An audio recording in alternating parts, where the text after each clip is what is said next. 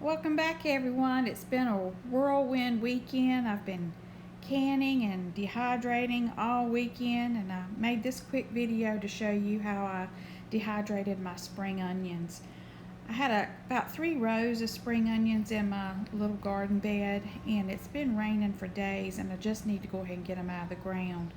So I pulled them all up by the roots, and I'm going to cut off these roots before I wash them, throw that bottom part away, and then wash them after I get all that dirt root bound off.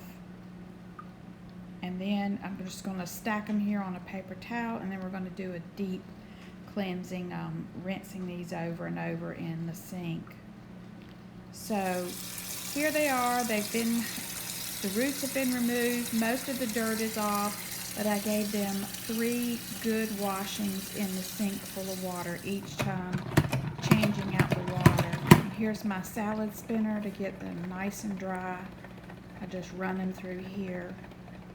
I've got my dehydrator set up, and I've chopped most of them, but I wanted to show you how I chopped up these spring onions to put on the dehydrator. They still have a little bit of root on the end, so I just snip that off, and that will go in the trash or the compost. And then the white part of the spring onion takes a little longer to dehydrate, so I cut that off first and put it in a separate bowl, and I'll put that on a sheet by itself to dehydrate, because that's going to take a little bit longer. And now I have the rest of the spring onion ready to chop with a very sharp knife. I just chop it into little pieces. That would be perfect to put in dips or soups, sprinkled on a baked potato. So that's what I'm doing. I've done that with all of the spring onions. Just chop them into small pieces with the sharp knife, and then I'll evenly spread them out on a dehydrator tray. These will probably dehydrate for about 4 hours. My eyes have watered all morning, but it's worth the pain. So I'm going to spread these out evenly on the dehydrator sheet in a nice single layer, and then place them in the dehydrator on the herb stage, which is about 105, I think, for 4 hours. So I've loaded up the dehydrator, getting ready to start it, and 4 hours later I have nice dried spring onions. So I've taken out, checked them, make sure they're all nice and crunchy and dry, and I'm going to pour them in a jar. And see how they just slide right off the dehydrator tray right into the jar. They're nice and crunchy and nice and dry.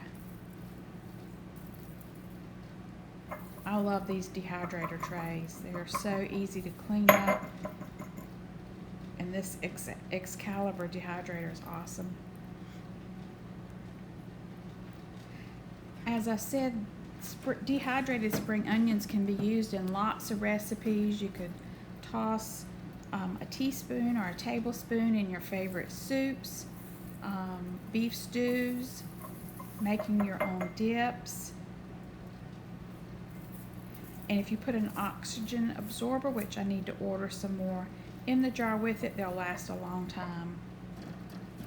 So I've emptied all the trays into the jar, and if that big bunch of spring onions will fill this pint jar.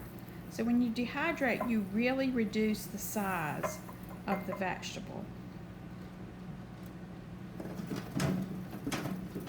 I washed my counter down really well, and my hands, dried them really well so there's no moisture on my hands or on the counter. Now these are still not good and crispy, so the white part of the onion will go back into the dehydrator for about an hour, and I'll check it again to see how it's done.